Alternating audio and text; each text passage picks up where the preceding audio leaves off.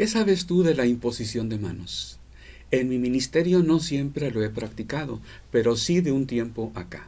Recuerdo en una ocasión que una iglesia me había invitado para conocerme y que yo conociera la iglesia con miras a una posible invitación a ser su pastor. Bueno, la iglesia, como que los hermanos estaban animados, la iglesia, después de una semana de habernos conocido, de relacionarnos en prédica, enseñanza, etcétera, y mi esposa y yo nos sentíamos a gusto con esa posibilidad. Pero desistió la iglesia de su deseo de invitarnos porque en algunos hermanos hubo inquietud porque vieron que yo impuse las manos en una persona que estaba enferma y yo iba a orar por su sanidad. Bueno, leamos lo que dice la carta a los Hebreos, capítulo 6, 1 y 2. Dice: por tanto, dejando ya los rudimentos de la doctrina de Cristo, vamos adelante a la perfección, no echando otra vez el fundamento del arrepentimiento de obras muertas, de la fe en Dios, de la doctrina de bautismos, de la imposición de manos, de la resurrección de los muertos y del juicio eterno. El autor de la carta a los Hebreos hace una invitación a ir adelante, a crecer en el conocimiento, a saber más. Como si dijera: no es posible que tengamos que estudiar de nuevo estos temas. La palabra rudimentos traduce la palabra griega arges. No debemos confundirla con la palabra rudo. No es lo mismo rudo, que viene del latín rudis, y rudimento, que viene del latín rudimentus. La idea de rudimento se aplica a algo que es el comienzo, con la idea de que hay algo más. Por eso es una buena traducción, arges griego, que se traduzca a rudimentos en español, porque estaríamos hablando aquí de doctrinas que son básicas y que son fundamento de otras doctrinas más. El autor de la carta a los Hebreos está reprochando a los hermanos el hecho de que estén estancados en el aprendizaje de las doctrinas cristianas. Y dice: bueno, ¿acaso hace falta otra vez repasar los rudimentos? ¿Que no podemos ir más adelante? Bueno, arrepentimiento de obras muertas, fe en Dios, son doctrinas básicas importantes. Deben entenderse y no olvidarse, pero la comprensión, la asimilación de estas doctrinas deben permitir ir adelante. Y el apóstol se lamenta que no pueda ser ese el caso con los cristianos en este tiempo. Pareciera que hace falta repasarlos. Lo que quiero decir en la introducción de este tema es de que la imposición de manos era algo muy básico.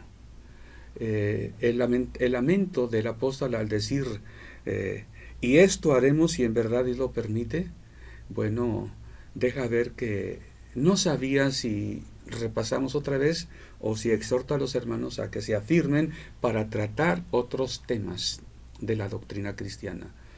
No encontramos en la Biblia una enseñanza de la imposición de manos en que se nos explique cómo es, a quién cuándo se usa, en qué casos no, por qué, etcétera. Solamente hay una referencia, una limitación. Y lo que querramos entender o aprender acerca de esta práctica tiene que ser por deducción, que después de estudiar los pasajes en que se menciona, lleguemos a conclusiones prácticas. Bueno, vamos a tratar de hacerlo. Intentemos entender esto de la imposición de manos. Primeramente la encontramos en el Nuevo Testamento, que se usó para que recibiesen las personas el Espíritu Santo. Hechos 8, 14 al 17 dice de la siguiente manera: cuando los apóstoles que estaban en Jerusalén oyeron que Samaria había recibido la palabra de Dios, enviaron allá a Pedro y a Juan, los cuales, habiendo venido, oraron por ellos para que recibiesen el Espíritu Santo, porque aún no había descendido sobre ninguno de ellos, sino que solamente habían sido bautizados en el nombre de Jesús. Entonces les imponían las manos y recibían el Espíritu Santo. Parece extraño este pasaje, sobre todo porque suponemos que cuando se recibe a Jesucristo en la vida, en el corazón, cuando se nace de nuevo, se recibe también al Espíritu Santo. Yo he enseñado mucho esto. Creo que así es.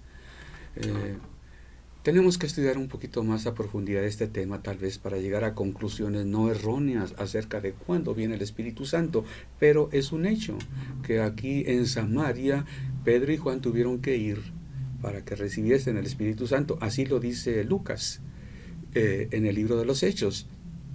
También menciona que una persona por ahí, Simón, estaba entendiendo mal las cosas, vio aquello, vio que por la imposición de manos se recibía el Espíritu Santo y les ofreció dinero a Pedro y a Juan para que le dieran a él este poder.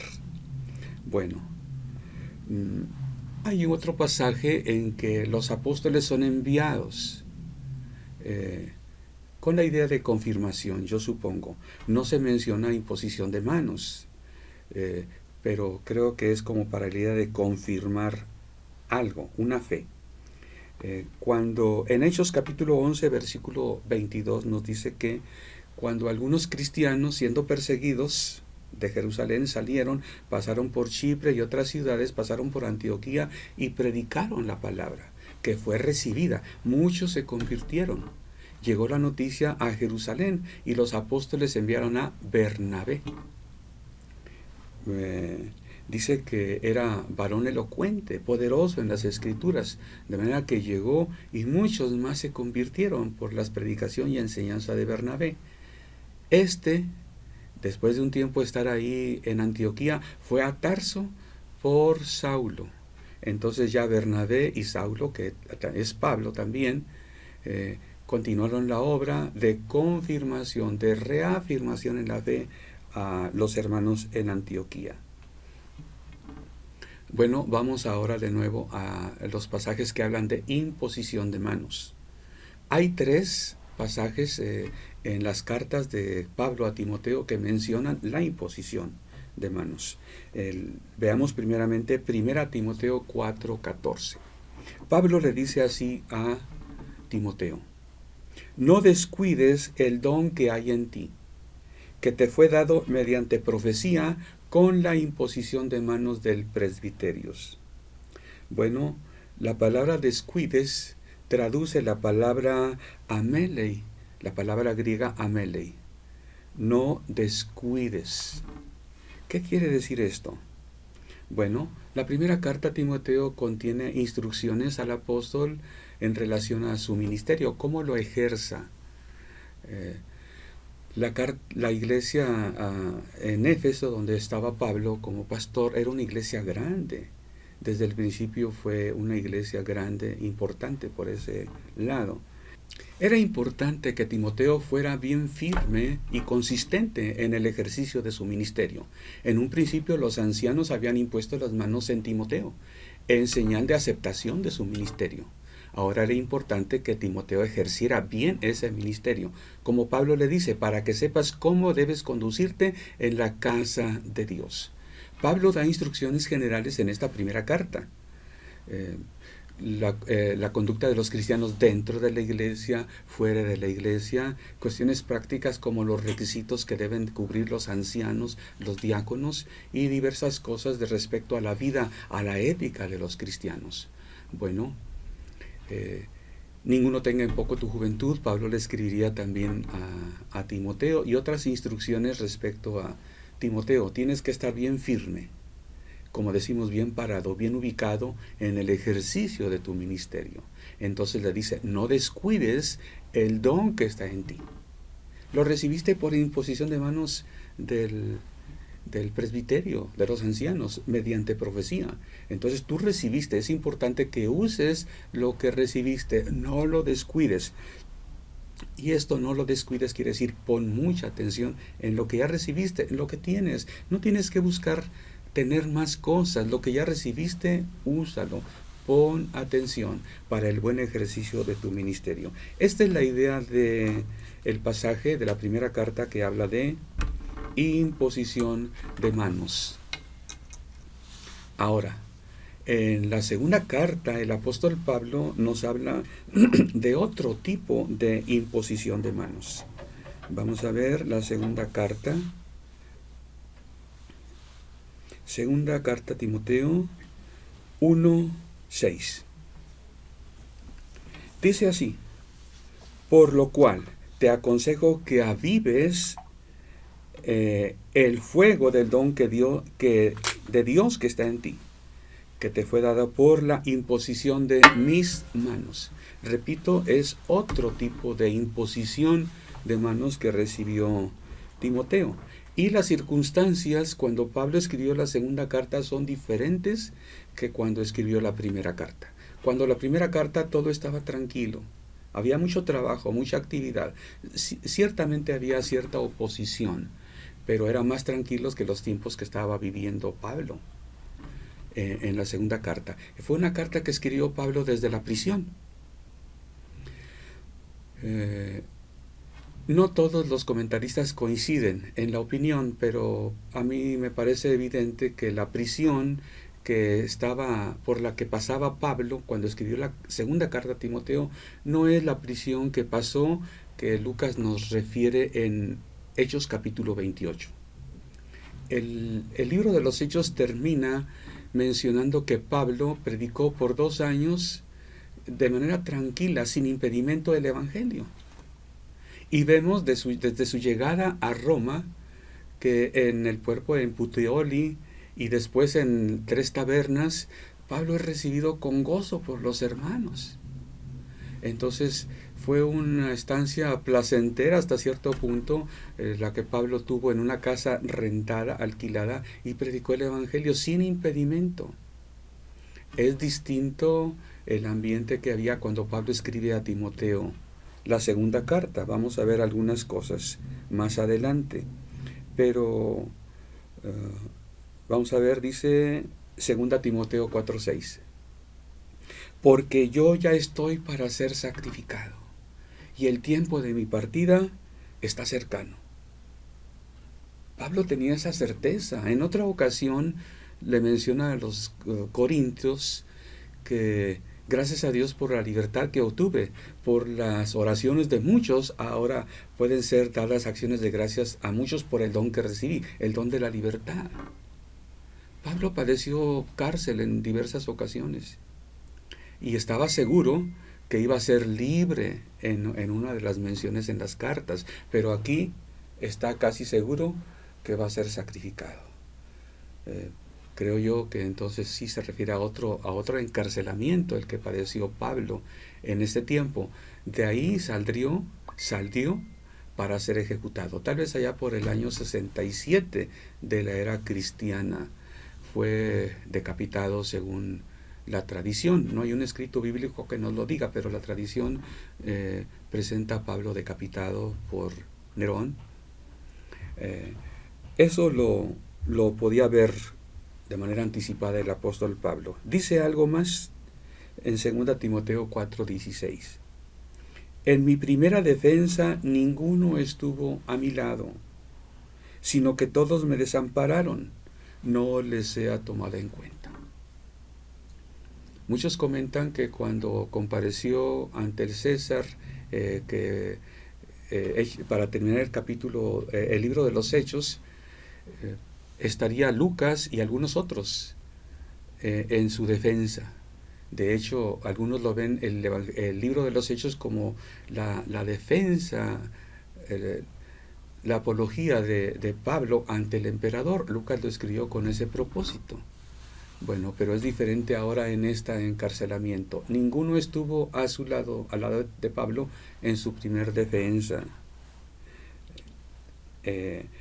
Más adelante, 2 Timoteo 4:10, Pablo dice: porque Demas me ha desamparado, amando este mundo, y se ha ido a Tesalónica. Crescente fue a Galacia y Tito a Dalmacia. Solo Lucas está conmigo. Toma a Marcos y tráele contigo, porque me es útil para el ministerio. A Tíquico lo envié a Éfeso. Bueno, una cosa es Demas, que desamparó a Pablo. A los otros colaboradores Pablo los había enviado a distintas ciudades. Y ahora estaba solo prácticamente. Bueno, solo Lucas estaba con él. Es distinto, te puedes dar cuenta del espíritu que reinaba en la cárcel, lo que podía sentir, lo que podía discernir el apóstol Pablo. Entonces, en estas circunstancias es que Pablo le dice a Timoteo, te aconsejo que avives el fuego del don que está en ti. Ahora no fue por imposición de manos lo que le menciona Pablo, imposición de manos del presbiterio, no, por imposición de mis manos. Pablo, ese don a que hago referencia, lo recibiste cuando yo impuse mis manos. Es necesario que lo vuelvas a encender. Si Pablo está ya a punto de dejar el ministerio porque está a punto de ir a la presencia del Señor, qué importante es que haya una sucesión en el ministerio, que el legado que él deja, alguien lo tome. Así como cuando Eliseo tomó el manto de Elías, posiblemente Pablo ve a Timoteo como su sucesor en la labor apostólica. Timoteo, vuelve a encender el fuego del don que está en ti. Bueno, en los postreros tiempos habría contaminación. Pablo le dice a Timoteo respecto a los postreros tiempos. Es importante no solo estar firme, sino bien decidido con todo el fuego del Espíritu de Dios, ejerciendo el ministerio y afrontando las dificultades. Porque Dios le dice, no nos ha dado espíritu de cobardía, sino de poder, de amor y de dominio propio. Es importante que el poder de Dios por el Espíritu Santo se vea en el ministerio. Es importante el amor de Dios que te sostenga. Es importante que te mantengas con control absoluto de ti mismo en cuantas circunstancias, en peligro de los de afuera, en amenazas de los de adentro, en prisiones, en enfermedades y otras cosas que Pablo hace mención en otra de sus cartas. Bueno, le dice 2 Timoteo 4:2, que prediques la palabra, que instes a tiempo y fuera de tiempo. Me llama la atención este pasaje. Siempre pensamos en hacer las cosas en tiempo, muchas veces decimos en el tiempo de Dios. Pero aquí es el apremio de Pablo a Timoteo. Timoteo, insta a tiempo y fuera de tiempo. Redarguye, reprende, exhorta. Eso sí, con toda paciencia y doctrina. Dentro de que tal vez te apasiones, dentro de que tal vez con mucho entusiasmo lo hagas, es importante que sea con paciencia, Timoteo. Y doctrina, no lo descuides, tienes que estar bien afirmado en la doctrina. Cuidado de no desviarse. Bueno, vamos a ver otro ejemplo de imposición de manos, de pasaje que habla. Este es poniendo una limitación a la imposición de manos. 1 Timoteo 5:22. No impongas con ligereza las manos a ninguno, ni participes en pecados ajenos, consérvate puro. Me parece extraño este impedimento, esta limitación del apóstol Pablo. No impongas con ligereza las manos. No se trata de que a todo cristiano que viene, que tiene necesidad de oración, le imponga las manos, Timoteo. No impongas con ligereza las manos a ninguno. Cada vez pesa las circunstancias, evalúa la situación. Discierne del estado espiritual de la persona que pide de ti, que necesita la oración. ¿Entiende la persona su estado espiritual? ¿Está libre de pecado inconfeso? ¿Ha habido arrepentimiento? ¿Ha perdonado a los que le han ofendido? Está listo para recibir la oración, porque si no perdona el cristiano a quien le ha ofendido, tampoco puede esperar el perdón de Dios. Entonces, no impongas con ligereza las manos, pesa las circunstancias. No solo el estado espiritual de la persona en ese sentido de si está bien ubicado como cristiano, también pudiera ser que fuera objeto de opresión demoníaca, pudiera ser que tuviera un espíritu negativo que pudiera contaminar a Timoteo. No participes en pecados ajenos. Cuando alguien, un cristiano, apoya a otro cristiano y ese cristiano que recibe el apoyo no está bien delante de Dios, quien lo apoya está participando de sus pecados, lo está haciendo fuerte. En lugar de llevarlo, de exhortarlo al arrepentimiento, al enderezar su camino, lo está fortaleciendo en su pecado. No participes en pecados ajenos, Timoteo. Y creo yo que nos ayuda a entender el pasaje, la última exhortación. Consérvate puro. ¿Qué relación tiene la pureza con la imposición de manos? No solo la pureza, sino que te conserves puro. Pudiera ser que Pablo perdiera la pureza al imponer las manos. He conocido y me impactó una ocasión en que fue necesario ministrar a una persona con opresión demoníaca, lo sufría y la había comenzado a padecer desde que una persona que practicaba la hechicería le tocó las manos así diciéndole, no descuides el don que tienes. Y se refería a adivinación, a suerte y ese tipo de cosas. Desde ese entonces la persona sufrió terriblemente opresión y posesión demoníaca, posesión de violencia, posesión de lujuria y otras cosas se manifestaron a partir de este acontecimiento. Bueno, no era cristiano cuando sufrió esa imposición de manos. La persona que practicaba hechicería le tocó la mano, así nada más lo tocó. Bueno, los cristianos también podemos perder algo si no tenemos cuidado con la imposición de las manos. Quiero poner un ejemplo. En psicología clínica, psicoanalítica, se ve, hay un concepto, transferencia, y hay otro parecido, contratransferencia. La transferencia es un afecto que un paciente dirige hacia su terapeuta. Es un afecto que no es racional. No es que el paciente diga el terapeuta a esto o lo otro, sino que inconscientemente un afecto que correspondía, que antes el paciente lo dirigió a una persona, ahora lo dirige al terapeuta, no porque lo conozca, no porque lo amerite, sino un movimiento inconsciente. Y la recomendación a los terapeutas recuerdo, mis maestros siempre enfatizaron ese detalle. Ten cuidado con la contratransferencia. ¿Qué es la contratransferencia? Es el afecto que como reacción a la transferencia que recibió el terapeuta, el afecto que en correspondencia a esa transferencia pudiera dirigir el terapeuta a el paciente.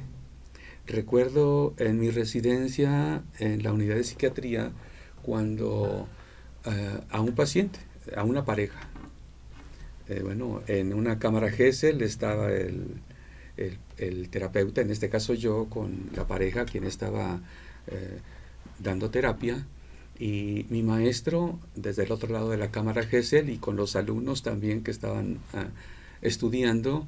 Recuerdo alguna ocasión, pin, ya sonaba el teléfono, había que ir al interfón a ver qué decía el maestro. Jorge, ten cuidado con la contratransferencia. Percibió que estaba enganchándome un poquito con el afecto que me estaba dirigiendo los pacientes, la pareja. Entonces, Jorge, ten cuidado. Puede ser algo que tiene relación, creo yo, con lo que los cristianos hablamos de espíritus. De hecho, algunos cristianos, no todos tal vez entienden esto, pero algunos usan la palabra transferencia de espíritus.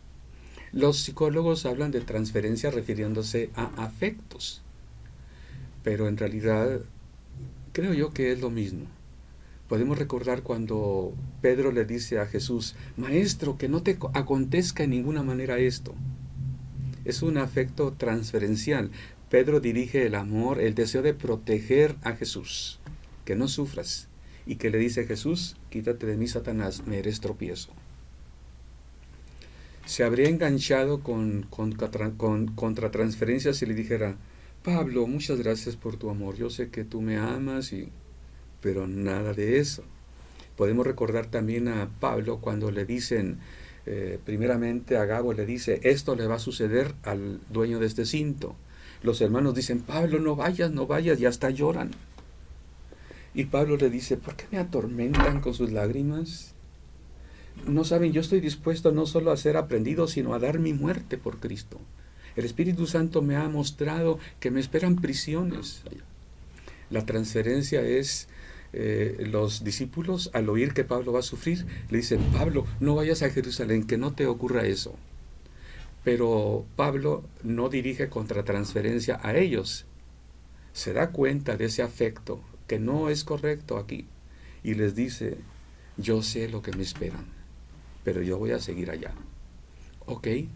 Esto es lo espiritual, eso es el afecto que se siente, y en este caso el espíritu que la persona, cómo está cargado el espíritu de la propia persona, del cristiano. Es lo que Pablo advierte en este caso a Timoteo. Timoteo, no impongas las manos con ligereza. Tienes que darte cuenta el estado espiritual de la persona.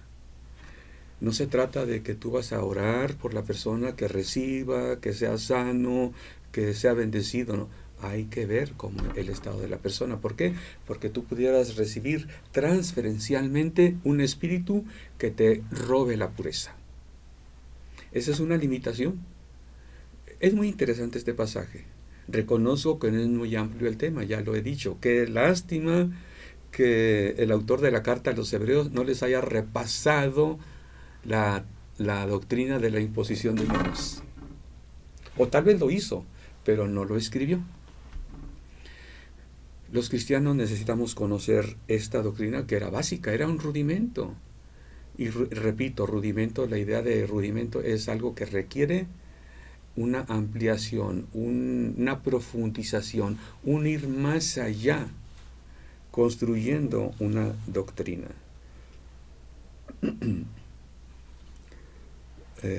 Que prediques la palabra, que instes a tiempo y fuera de tiempo. ¿Qué tarea tan inmensa tenemos los cristianos el día de hoy? Bueno, pero tenemos que tener cuidado, sabiduría. Hechos 28:8 nos habla de un ejemplo de imposición de manos. Pablo llegó a la isla de Malta y por ahí dice que el padre de Publio, el principal de la isla, estaba enfermo de disentería. Aunque iba Lucas también, que era médico, no fue Lucas a consultar y a darle una receta al padre de Publio.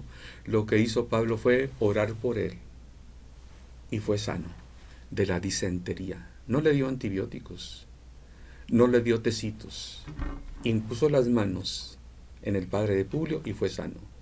El resultado fue que muchos de la isla fueron enfermos y fueron sanados. Y todos ellos se convirtieron al Señor.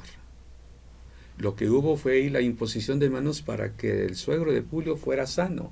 Era una práctica de los cristianos. ¿Está alguno enfermo entre vosotros? Llame a los ancianos de la iglesia y ungiéndole con aceite en el nombre del Señor. Es la imposición de manos, lo que los cristianos tenían como práctica. Desde el Antiguo Testamento el pueblo de Dios practicó la imposición de manos para bendecir. Ahora hay una bendición. El hecho del contacto físico es darle de aquello que yo sé que Dios te puede dar. Yo te bendigo. Dios dio esa prerrogativa. Esto esta bendición a los padres de poder bendecir a los hijos. Y vemos a Abraham bendiciendo a Isaac, a Jacob, vemos a José bendiciendo a Efraín y a Manasés y a cada uno de sus hijos, imponiendo manos. Incluso era una práctica específica, la mano derecha sobre el primogénito. Era una práctica. Podían poner la mano izquierda sobre otros hijos, pero sobre el primogénito ha de ser la mano derecha. ¿Te das cuenta? Tiene mucho de valor. Y la fe llevada a la práctica, sanará al enfermo, dice Pablo en el Nuevo Testamento. Y si hubiera cometido pecados, les serán perdonados. Qué importante es que los cristianos entendamos esta práctica y la podamos llevar a cabo. Habla de fe, habla de con todo el ser, hablar la palabra de Dios, vivir con todo nuestro ser, espíritu, alma y cuerpo. Por lo demás, lo que hagamos físicamente, simbólicamente, es otra forma de hablar, de predicar, de testificar.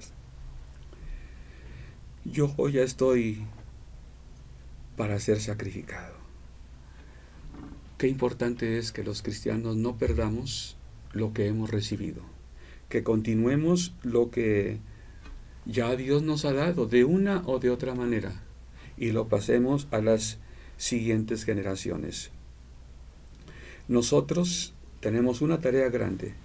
Si un enfermo necesita oración, si una persona necesita liberación, si nos encontramos con una persona que requiere, que tiene necesidad, bendecir, imponer manos, puede ser una práctica necesaria.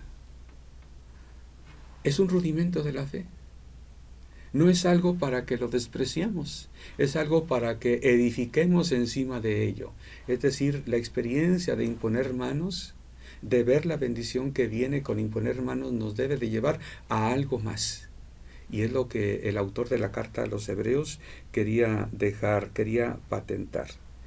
Bueno, la vida de Timoteo, de este joven, que es precisamente las palabras de Pablo a Timoteo son las que nos instruyen, creo yo, un poquito más acerca de imposición de manos. Quiera Dios que entendamos un poquito más esta práctica y que la podamos llevar a cabo. Si está en la Biblia, tiene su valor. Pablo le dio su valor y le dice a Timoteo y le enfatiza a Timoteo: pon atención, no descuides, aviva lo que recibiste por imposición de manos de los ancianos, de mí. Aviva el fuego del don que has recibido. ¿Y cómo está tu vida cristiana? Qué bendición es que alguien te imponga las manos y te dé de lo que Dios le ha dado. Qué necesario es que nosotros de lo que hemos recibido demos a otros imponiendo manos. Todo esto dentro de un espíritu. Consérvate puro. Dios te bendiga. Síguenos viendo a través de Extensión Ministerios Filadelfia, en Facebook, en YouTube y en nuestra página www.extensionministeriosfiladelfia.net. Dios te bendiga.